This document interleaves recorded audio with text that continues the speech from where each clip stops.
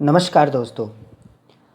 संस्कृत में एक श्लोक है, काकचेष्टा बको ध्यानम स्वान निद्रा तथैव च अल्पाहारी गृहत्यगी विद्यार्थी पंच लक्षणम। अगर इसका हम भावार्थ देखें तो विद्यार्थी में निम्न गुण होने चाहिए। उसे कौवे की तरह चतुर होना चाहिए, बगुलों की तरह ध्यान करने वाला होना चाहिए, श्वान की तरह उसे कम निद्रा लेनी चाहिए, श्वान अर्थात कुत्ता, और कम खाने वाला होना चाहिए, अल्पाहारी होना चाहिए। और एक प्रमुख विशेष लक्षण है कि उसे विद्या की प्राप्ति हेतु गृह का त्याग करना पड़ेगा। लेकिन वर्तमान परिप्रेक्ष्य में देखें तो ये वर्तमान परिप्रेक्ष्य में देखें तो जो गृह का त्याग है वो ज़रूरी नहीं, क्योंकि आज इंटरनेट का युग है। इंटरनेट के इस युग में ज्ञान का पिटारा आपके पास है और आप इस ज्ञान के पिटारे में से सब कुछ प्राप्त कर सकते हैं। उसी को देखते हुए नमस्कार, हमने एक नया चैनल आपके सामने प्रस्तुत किया है और हमारे चैनल का नाम है CGPSC संगवारी। यह CGPSC संगवारी आपके मितान की तरह, आपके संगवारी, आपके दोस्त की तरह आपके CGPSC की परीक्षा में आपका मार्गदर्शन करता रहेगा। आइए हम इस वीडियो में जानते हैं कि सिविल सेवा क्या होती है, सिविल सेवा की तैयारी कैसे होती है, आखिर क्यों है सिविल सेवा ज़रूरी हमारे लिए। आइए, भारत में सिविल सेवा की शुरुआत स्वतंत्रता पूर्व ब्रिटिश शासन के दौरान हुई। हालांकि शुरुआत में सिविल सेवा में भारतीयों का प्रतिनिधित्व नहीं था, लेकिन समय के साथ सुधारात्मक कदम उठाते हुए ब्रिटिश शासन ने सिविल सेवा में भारतीयों का प्रवेश सुनिश्चित किया। तब से लेकर स्वतंत्रता के बाद तक शासन व्यवस्था में अनेक बदलाव हुए, लेकिन सिविल सेवा से जुड़े उत्तरदायित्व, चुनौती और समाज में प्रतिष्ठा की वजह से सिविल सेवा के प्रति आज भी जबरदस्त आकर्षण है। इस प्रकार सिविल सेवा मुख्य रूप से दो वर्गों में विभाजित होती है। पहला संघ लोक सेवा आयोग और दूसरा राज्य लोक सेवा आयोग।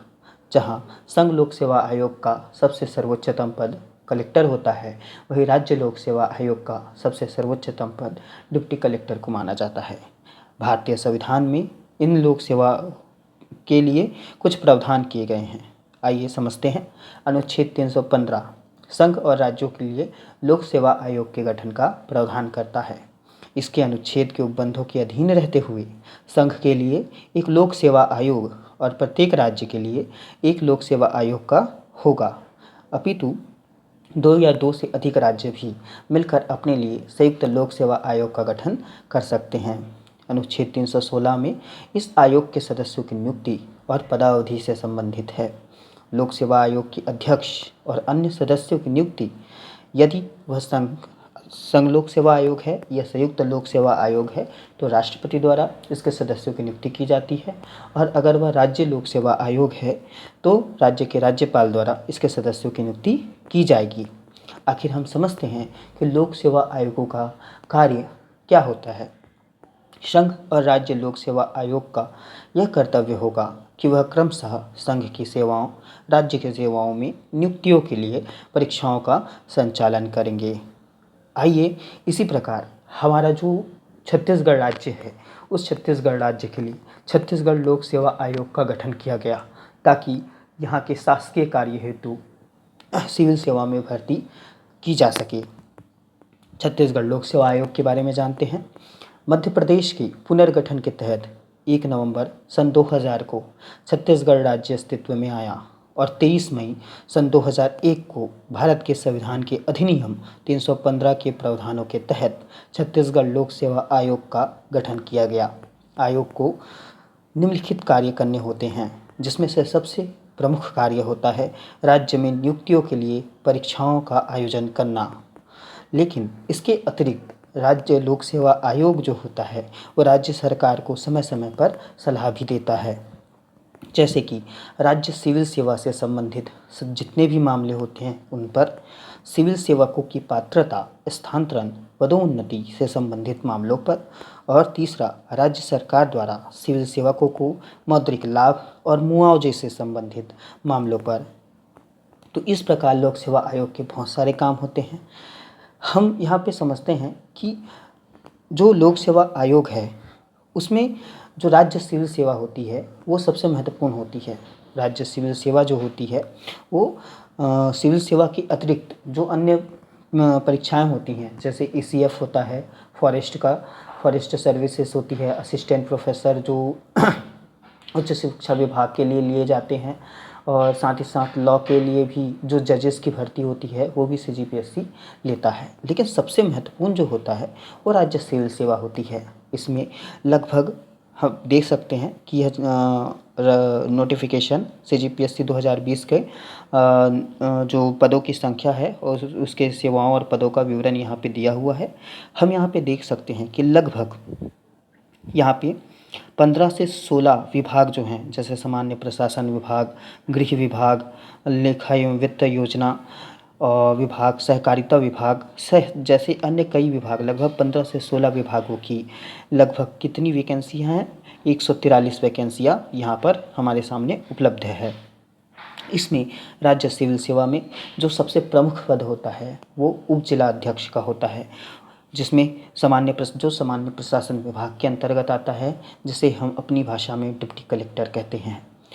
आज इसके वेतन भी देख सकते हो, लगभग इनका स्तर 12 और इनके वेतन जो बेसिक स्तर का वेतन होता है 56,100 होते हैं, और साथ ही साथ इसके सही साथ कई वेतन और भत्ते भी और सुनिश्चित होते हैं। राज्य में जो दूसरा राज्य सेवा आयोग का जो दूसरा सर्वोच्च पद होता है वो DSP का होता है, जो उसमें उप पुलिस अधीक्षक कहते हैं, जो गृह पुलिस विभाग के अंतर्गत आता है।